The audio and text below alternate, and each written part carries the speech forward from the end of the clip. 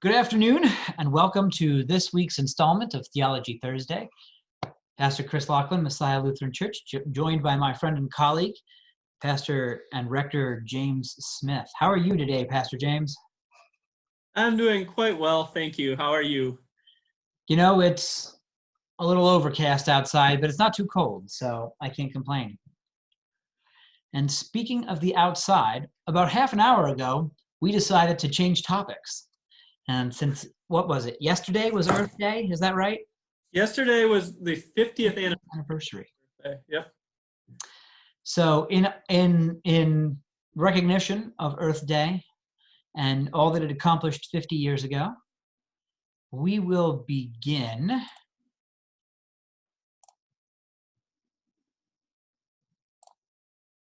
Pastor James, can you see Genesis 1? If I squint. I Well, don't know if you have an embiggen function on your computer or not. Let's see. Apparently not in this program. All right, but trust him, he wouldn't lie to us, so I would not lie to you and misread the text. No, I promise. This is a pretty obscure text you're about to read for us, right? Pretty obscure text from Genesis 1, yes. That's right. And as we previously agreed, I will not be reading the whole thing. So, But we highly recommend. No, absolutely. You all at home should totally crack out your Bibles and read Genesis 1, 2, and 3. We're not going to do that for you, though. In the beginning, when God created the heavens and the earth was a formless void, and darkness covered the face of the deep, while a wind from God swept over the face of the waters. Then God said, "Let there be light," and there was light. And God said, "Let there be a dome in the midst of the waters, and let it separate the waters from the waters." And God said, "Let the waters under the sky be gathered together in one place, and let the dry land appear." And God said, "Let there be lights in the dome of the sky to separate the day from the night, and let them be for signs and for seasons and for days and years." And God said, "Let the waters bring forth swarms of living creatures, and let birds fly above the earth across the dome of the sky." And God said, "Let the earth bring forth living creatures of every kind, cattle and creeping things and wild animals of the earth of every kind." Then God said, "Let us make humankind in our image, according to our likeness, and let them have dominion over the fish of the sea, and over the birds of the air, and over the cattle, and over all the wild animals of the earth, and over every creeping thing that creeps upon the earth." God blessed them, and God said to them, "Be fruitful and multiply, and fill the earth and subdue it, and have dominion over the fish of the sea, and over the birds of the air, and over every living thing that moves upon the earth." God said, "See, I have given you every plant yielding seed that is upon the face of all the earth, and every tree with seed in its fruit, you shall have them for food. And to every beast of the earth, and to every bird of the air, and to everything that creeps upon the earth, everything that has the breath of life, I have given every green plant for food." And it was so. God saw everything that he had made, and indeed, it was very good. Now, each of those, of course, then is a different day of creation. Every time I said "and God said" was a different day of creation. But Pastor James, you had a fantastic understanding, I think, of what it means when God says to humanity, "I give you dominion over." Would you tell us what that was and flesh it out for us a bit? Sure. First, I want to say, for anyone listening at home, did God literally create the earth in 6 24-hour days? We'll save that for a future edition of this show. I think what we're really looking for today is the theological content more than the chronological content of the passage. So to your question about exercising dominion, that's been kind of a favorite justification throughout Western civilization, especially for the idea that humans can basically use the earth however they want, because it's it's good to own land, you know, and that's led to some pretty terrible exploitation of land creatures and people, I would say, or at least it has been used to cover pretty terrible exploitation of land creatures and people. I think there is some question about how sincerely that was the main justification for what they were doing. Leaving that aside, I think that we do need to recontextualize this verse with what I believe it's really trying to say.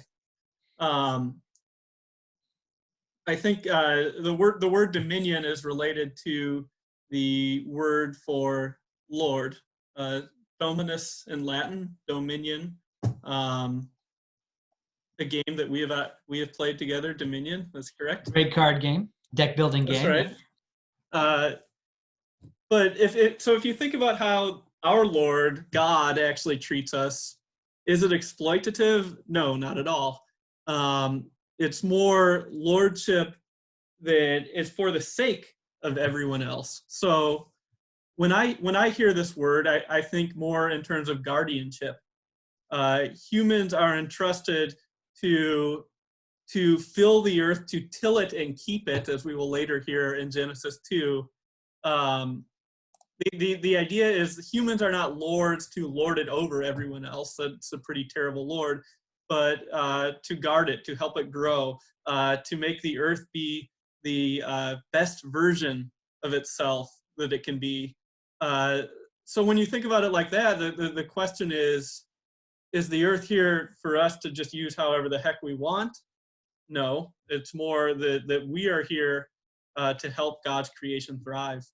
I was listening to this week On Being with Krista Tippett, and she had a theologian from Yale University, Ellen Davis is her name, and she was trying to translate this verse as well, and she translated it more as use skillful mastery, is how she put it, which really is about how we are treating the earth more than the idea that we are just here to use an unfortunate related word, to dominate it. That's not the point of this passage. Do you have anything to rebut or to add to that?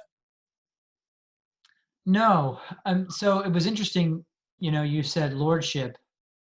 I'm gonna have to do a word study on that and how that works. I'm sure that works exactly the way you say in Latin.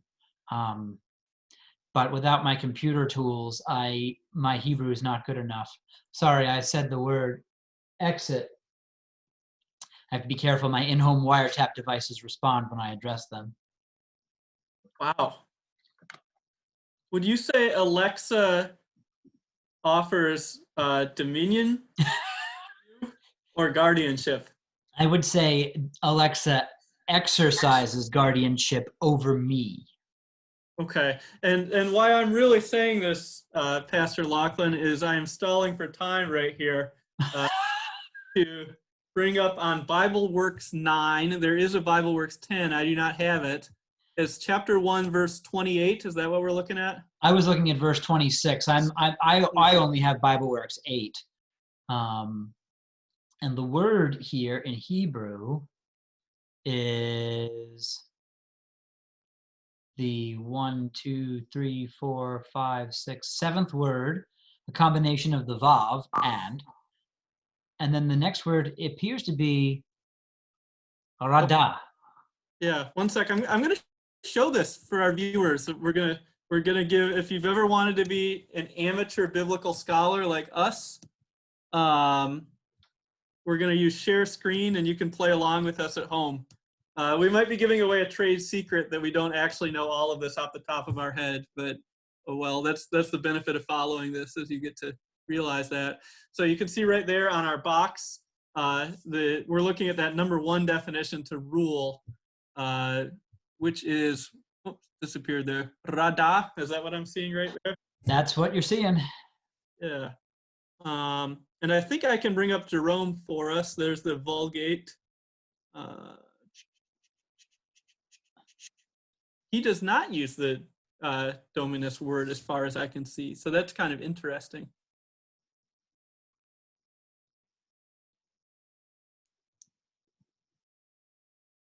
So hold on.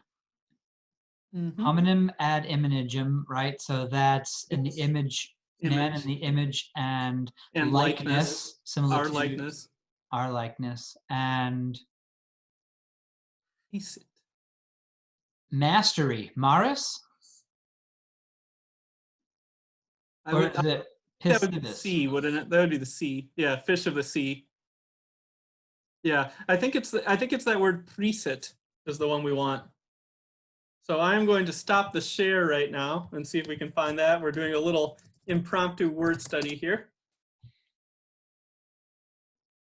Yeah, we'll save this for another podcast. I think neither of us took Latin, but we are doing our best.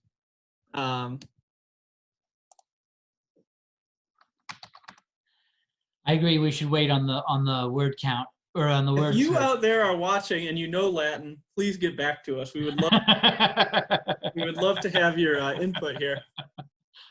No, I think the guardianship makes the lordship, the guardianship makes sense, right? Even into Romans, right, where we are given guardianship.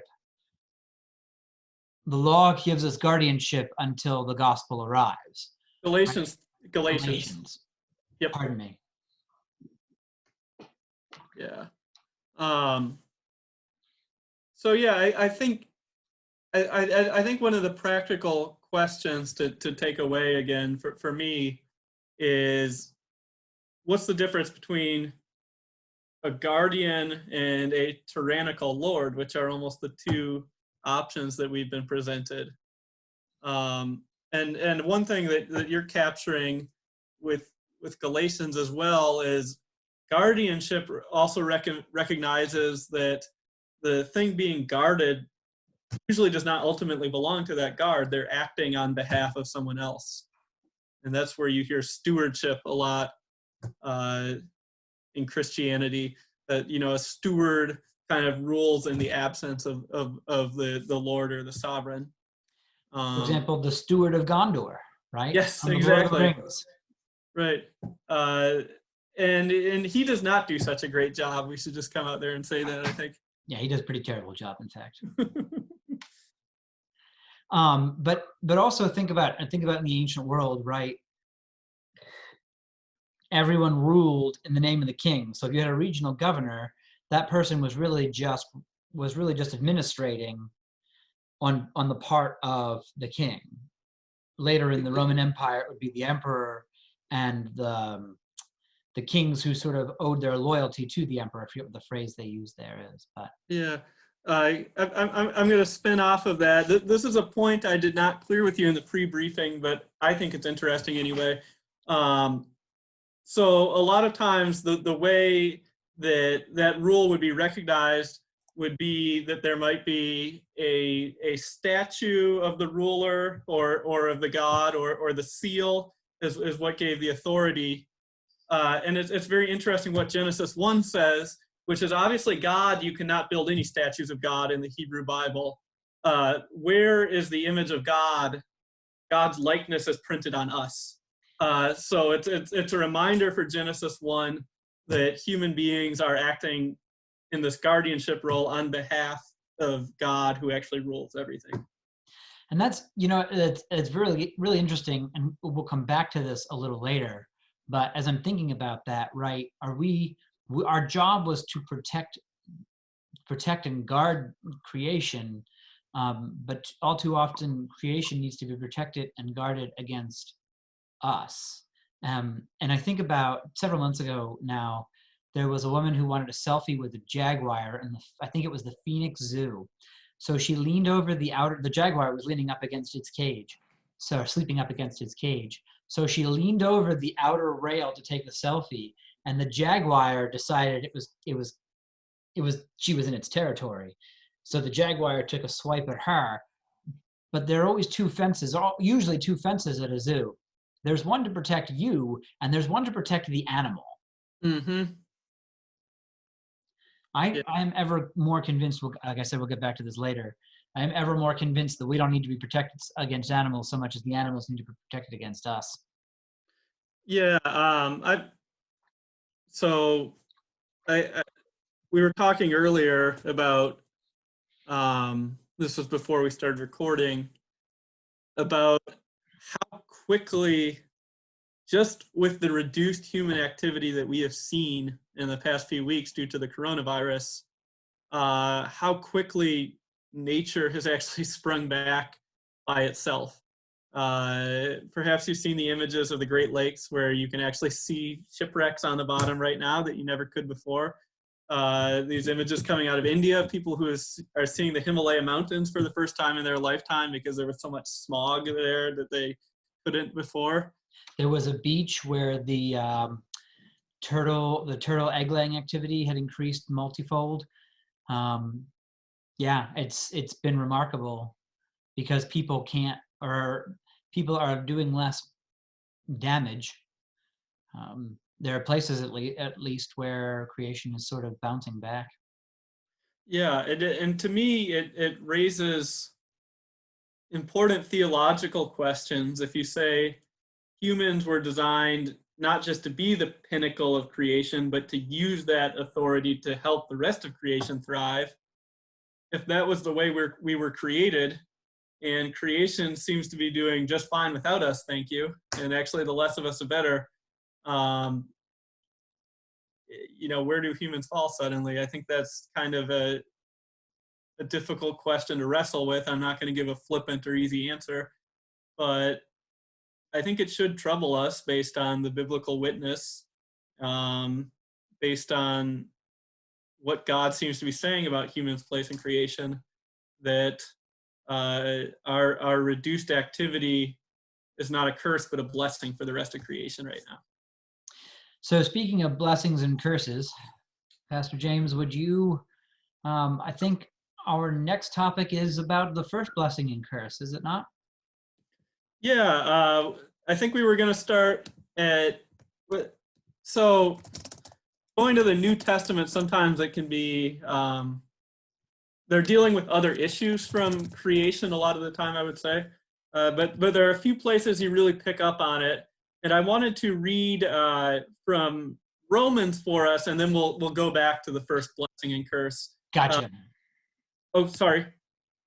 Are you good? No, I said I got you. I thought, yeah, Gotcha. I understand the order Okay. now better. Sorry. All right, gotcha. Yeah. So we're going to start at Romans 8, and I will share the screen right now. And here we go. All right, so Romans 8 is one of the most famous passages in the Bible. You've got the Spirit interceding with us with sighs too deep for words. When we cry, Abba, Father, Spirit bearing witness.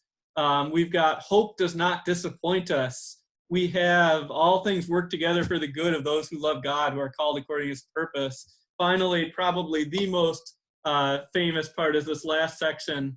God is for us, who is against us, and what can separate us from the love of God? Answer, nothing. But right in the middle is where I want to focus on today, because there's this really big part that seems kind of strange to our ears. So it's this part on future glory. Paul writes, I consider that the sufferings of this present time are not worth comparing with the glory about to be revealed to us. For the creation waits with eager longing for the revealing of the children of God.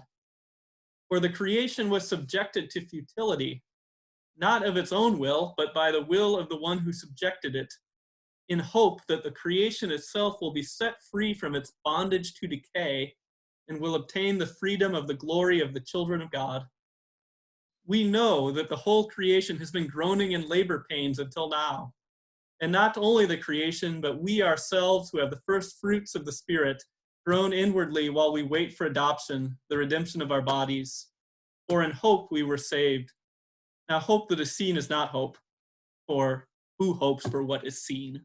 But if we hope for what we do not see, we wait for it with patience. So the whole decay part, creation and decay, is very easy to see today. I think probably easier to see today than it was in Paul's time. But I really want to focus on this strange part that I'm going to highlight for you right here. For the creation was subjected to futility, not of its own will, but by the will of the one who subjected it. Well, that's a confusing sentence. It's wordy. It is Paul, so you know it's going to be wordy. but it's not immediately clear, I think, to many of us where Paul's going with this. So I want to take us on a trip through the magic of bible.oremus.org, and we'll go for Genesis 3. This is after Adam and Eve have sinned, and God's found them out, and God is dealing out punishment. So first, God penalizes the snake. Snake has to crawl on his belly. That stinks. Then God penalizes the woman. Woman has to go through childbearing and all the labor pains that go with it. That's even worse. That's what my wife's looking forward to soon. So how are you going to get the man? He's not going to crawl on his belly. He's not going to give birth. But what he is going to do back then, especially, is farm. So let me read for you Adam's punishment here. And to the man God said, because you have listened to the voice of your wife and have eaten of the tree about which I commanded you, you shall not eat of it. Cursed is the ground because of you. In toil you shall eat of it all the days of your life. Thorns and thistles it shall bring forth for you, and you shall eat the plants of the field. By the sweat of your face you shall eat bread until you return to the ground.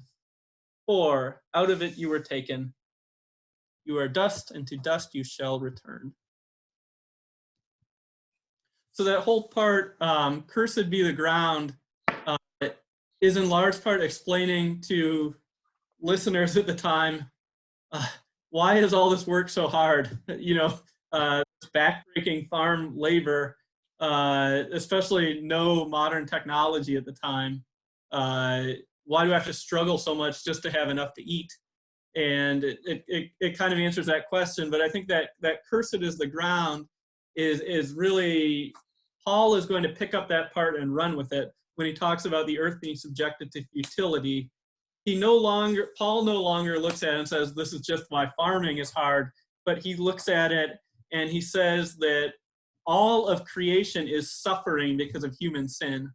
And this is something that you can think about it. Wow, does eating an apple really cause all that pain? And I think that's kind of the level tier 1 way of looking at it. But tier 2, where I think it really is true on a much deeper level, is just look around you these days. If you don't think that human greed, human carelessness, selfishness, gluttony, inability to wait for things. If you don't think any of that's having an effect on anyone but us, war, just look around you. And what Paul's saying in Romans 8 is he's saying that this creation is groaning in pains, is almost like labor pains, waiting for all of us to step up and do our job. And ever since that first sin in the garden for St. Paul, we haven't been doing that. He's got a sense that humans are not some special class apart from the rest of creation, but that we're all kind of suffering in this together until redemption. Well, and Paul's not the first one to think about humanity and creation in relationship in this way. No. So as we discussed earlier, right? Let's see if I can do the screen share thing again.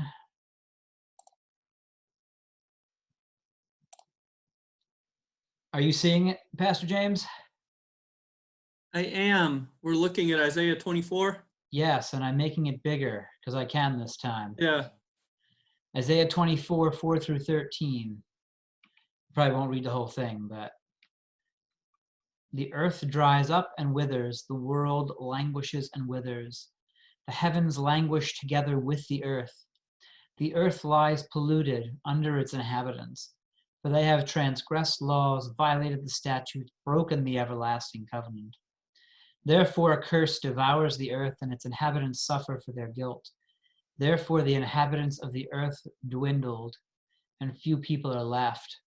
The wine dries up, the vine languages. Oh no. And the merry-hearted sigh. It's more than just us. right? Yeah. It's more than just um, sin as we often think about sin as, you know, I'm hurting, Chris, am hurting you, James, or I, Chris, am hurting my community or my religious community or the church. Um, Or even that sin is a private peccadillo that affects my relationship with God, but doesn't affect everyone else, right? right, exactly, exactly. Like like watching a dirty video or something like that. You know, these sexual sins we always hear about. Well, and to sort of continue with that theme, this now is from the Psalm 107, 33 and 34. He turns rivers into a desert, springs of water into thirsty ground, a fruitful land into a salty waste, because of the wickedness of its inhabitants. Um, so the creation itself suffers because of what we do or fail to do. Um, Yeah, I think especially in the Old Testament, I would say that what's so much of the Old Testament about the promised land? So everything that you do is somehow connected to the land. You think of uh, what is the greatest punishment in the Old Testament is the exile. It's getting exile. out of the land altogether. Along the way, you kind of get baby steps of plagues, famines, uh, all the way up until you're done. Um, and so I think that may be a little hard for us to understand because I don't think we have that same relationship today where I think we as Christians almost have the idea that the land is something we live on until our heavenly home. And it makes it kind of secondary importance. Even those of us who care about the land deeply, I think a lot of us don't have the same kind of primary importance that the writers of the Old Testament have. And certainly not the original hearers, right? The Right. original hearers would, and for most of human history, right, people were intimately connected with the land. When there was a drought, people starved. Right. Um, and I think we're starting to see some of that now, where like I think most people did not know where their food came from, and because they didn't have to, right? I just go to the store and pick up the steak. Well, yes, you go to the store and pick up a steak, but and I think most people sort of intellectually knew that steak came from a cow, but where were all the intermediary steps? Right. You know, a meat processing plant shuts down in Waterloo, Iowa, and so I'm not going to have any pork.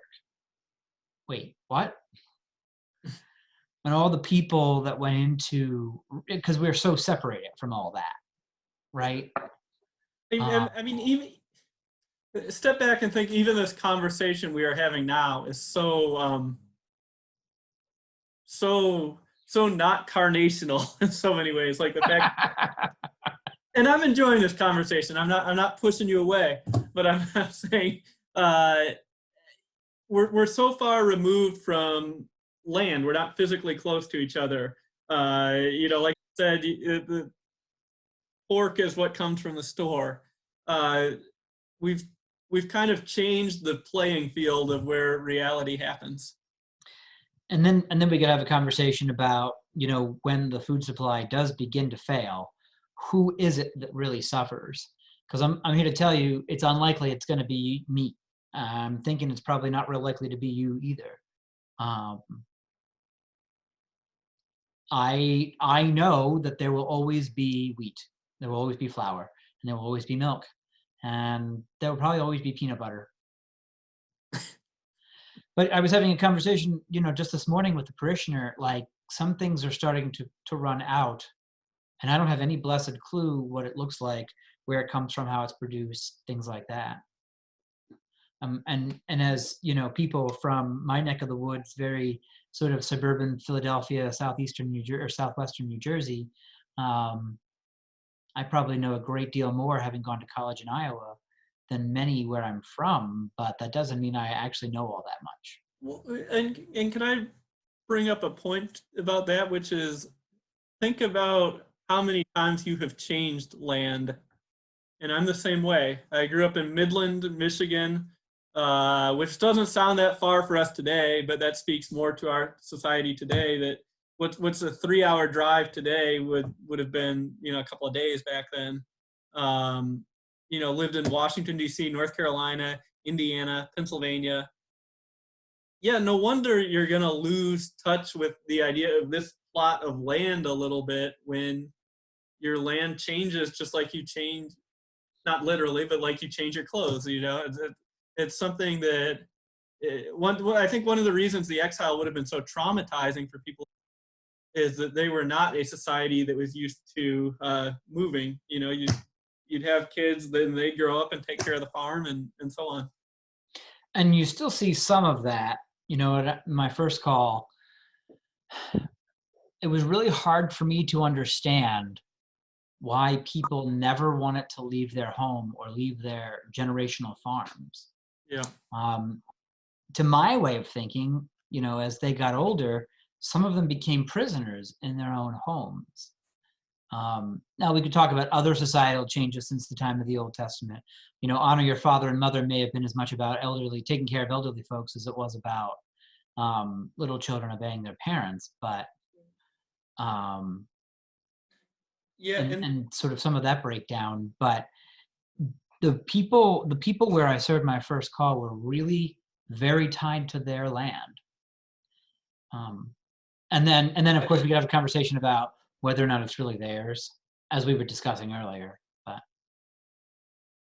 I wonder too if some of that's generational, because I've lived in a couple small towns now where a lot of times the kids actually are moving out, whether it might not be across the country, but might be to college or to a different place in the state. Even 20 miles away may seem like a big move, and it's very hard for a lot of people. So I think this may be something it's a huge change since the scriptural times, to be sure, but we may be kind of experiencing it in our own times, this kind of continuation of the breaking down of those ties.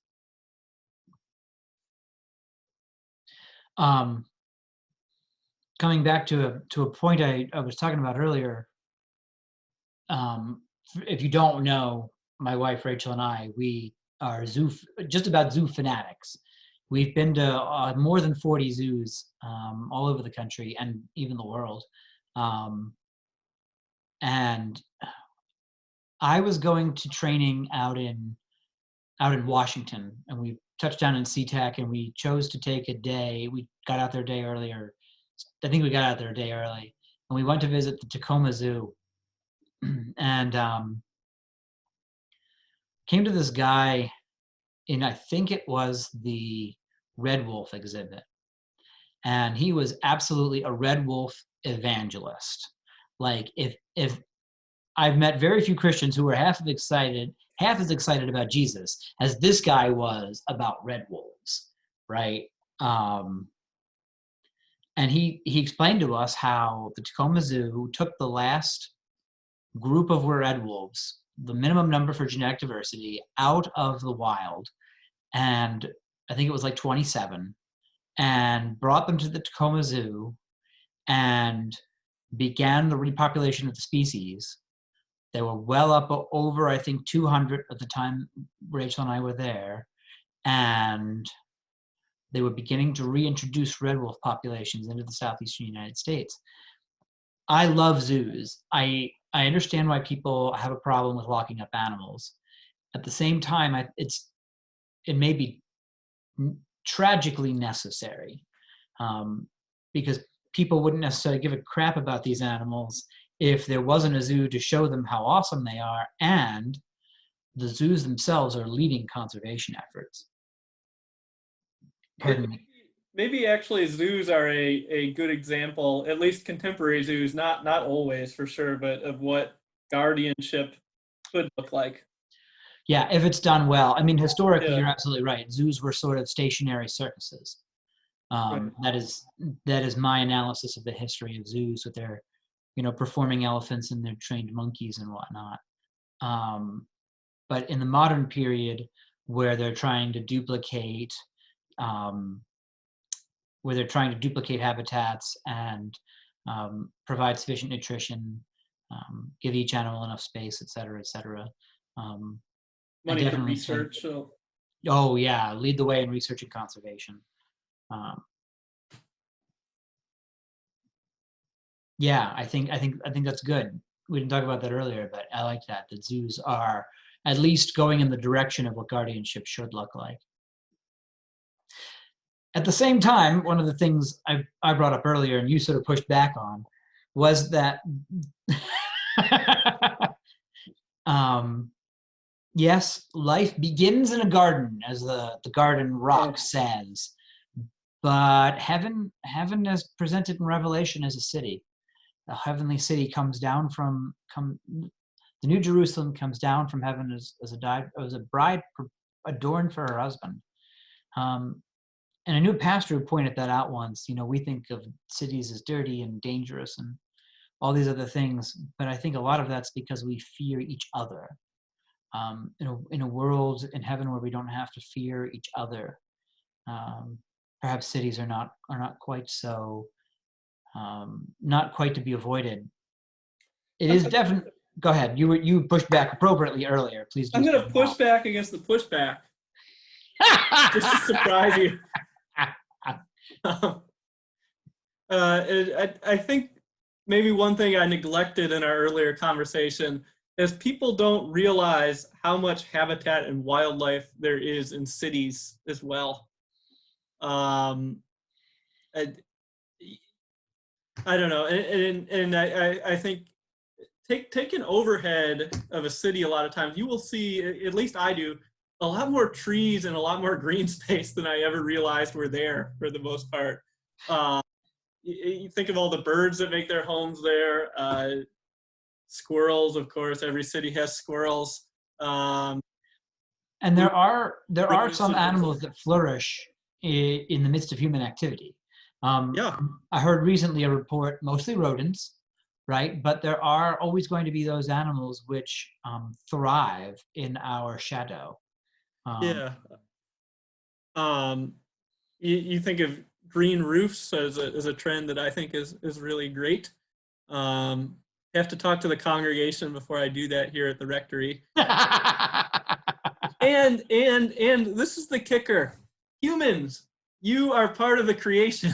I think yeah, I think part of our problem, honestly, is that we think of environmental stewardship as save the whales. No, it's save all of us.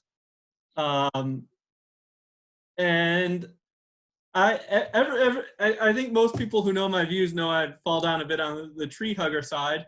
But my favorite animal, for all of the terrible things it sometimes does, is still the human being. Um, I think there's we have within us a real greatness and sense of altruism and a sense of mercy, if we live up to those values. And that's so sometimes I worry that environmental talk can all be doom and gloom. But I would really challenge us to say, God trusted us with a mission. That's pretty cool that God would trust us with that. And how can we each do our part?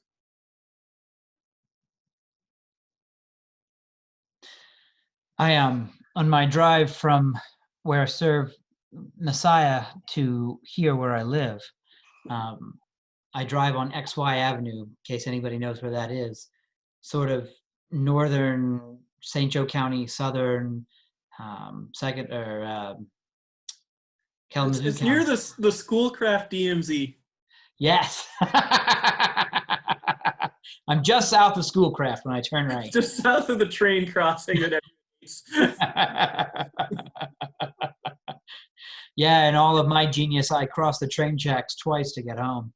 Um, and And on my right, as I'm coming home, or on my left as I'm going to down to the parish, um, in the late fall and the early spring, there's a flock. In the beginning, there's just one or two, and at the end, there's just one or two. But in the middle, man, when they're all there, they're as far as as my eyes can see, at least. There's about a gazillion of these birds. And so I've got a friend in Minnesota. She's a pastor. I sent her a picture of this bird. I actually pulled over to the side of the road, got my wife's good camera, took a couple of good shots, and sent them to her on Facebook. And what are these? They were sandhill cranes. Yeah. Can I share a pic? I just brought up a picture. Sure. Yeah, this is one of my absolute favorite animals, and they're big in Southwest Michigan. We're a breeding ground for them. But actually, I was first introduced to them in Florida, and then I came up here and saw them. They actually had a couple breeding at St. Gregory's Abbey that are there just about every year. So I got to see them hatch their little one throughout the year. I got some great pictures. This one here is not my picture, but I want to show you guys because I think the word that comes to mind with these guys is elegant. They're just absolutely beautiful birds that we have right in our own backyard here if you're a Southwest Michigan viewer. And of course, our pictures are going to cover it up, at least the way I'm looking at it. There's an adult there. You can see the little red head. The little guys right there. And if you've ever seen one of the little guys zooming around the pond, it's absolutely adorable. So have you heard their call while you've been passing them, Chris? Probably, but I didn't recognize it for what it was.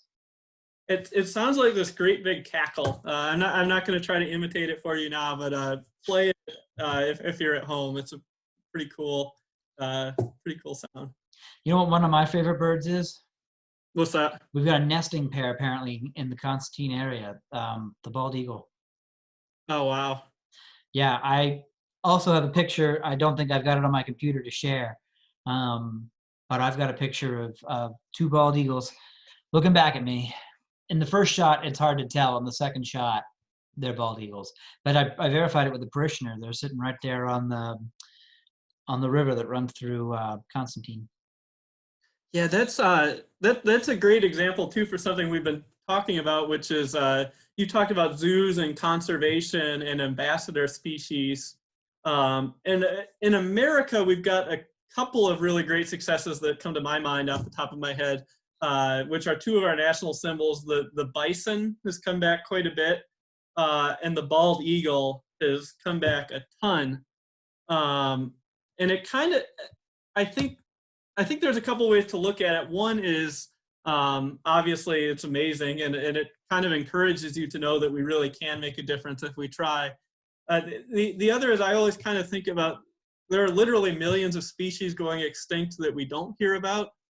And I love this. I saw it on the internet the other day, Facebook @WilderChild, if you want to look it up. So it is what it is. It's a cute, short internet post, but I think it's important. It says, yes, we should encourage our children to love lions, elephants, and giraffes, but it's also so important to foster a love for common creatures, the finches, dandelions, and cabbage moths, those animals and plants that quietly and consistently show up in a child's life. Through that practice, not only do children bond with nature and place, but they begin to internalize, appreciate, and seek joy in the everyday people, elements, and ordinary magic that constitute a life. I have to ask then, Pastor James, does that include mosquitoes? I once answered a theological question during a sermon of why God created the mosquito. And I think the answer I came up with was so they can go to bats, but that's what I was thinking. Feed bats. I like bats. Bats, which sadly most species of bats are endangered. I know they're kind of taking it on the nose lately with the coronavirus as well as the white nose fungus. Bats are not all bad, really. I like bats. Yeah. Bats don't bother me. Because they eat mosquitoes, so there's a circular reasoning for it. No, but I think one thing I would really encourage people to do, there are practical changes you can make, like using fewer plastic bags, driving less, which hopefully we're all doing right now, along with washing your hands, of course, got to get that out there. But I would say beyond all those, just those kind of practical habits, I would really say cultivate a love for what's outside right now. Like, because we're spending so much time in front of our screens, and for many of us, we're not allowed to go to work. Maybe just take a walk around the block, feed your birds if you have bird seed. There are all kinds of cool things going on in nature right in our little corner right now. Like you brought up sandhill cranes. A couple of weeks ago, I actually saw one flying overhead downtown Three Rivers. 2 days ago, I saw a blue heron flying over downtown Three Rivers. Wow. We've got tulips growing. They're just starting. Daffodils are in full flourish right now. Hyacinths. There's The frogs are back out in my area. We live on a lake, and yeah. almost stepped on a frog the other day. Actually, when it rains around here in the summer, late spring, or all through the summer and early fall, you gotta be real careful where you're driving, or you'll squish about 100 frogs. And I'm not exaggerating. Yeah. I like frogs a lot. Turtles, we got some turtles around here. There's all kinds of great stuff. Yeah, I was gonna say for turtles, if you're in TR, go down to kind of the Memory Isle area once it warms up, which it should tomorrow, I think. We went by a few days ago, Nikki and I did, when it was warmer outside, and there must have been 30 turtles basking on the logs. So there's just, especially in this time where we can't do those heavily congregating with people sorts of things, might be a good time just to kind of see the beauty that's all around us. Shall we end it on that note, Pastor James? I think we should, yeah. Until next week, then.